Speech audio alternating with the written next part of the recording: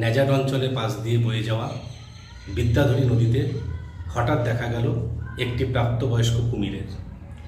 এই কুমিরটি দেখা মাত্রই গ্রামবাসীরা আস্তে আস্তে এসে নদীর পাশে ভিড় জমায়।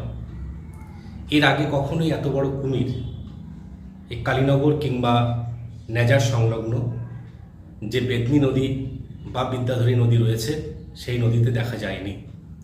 কারণ এই নদীর দূরত্ব সুন্দরবন থেকে কমপক্ষে জলপথে 5 থেকে 6 ঘন্টা।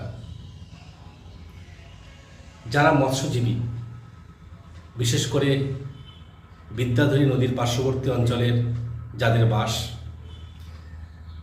যারা নদীতে মাছ ধরে জীবনযাত্রা নির্বাহ করে,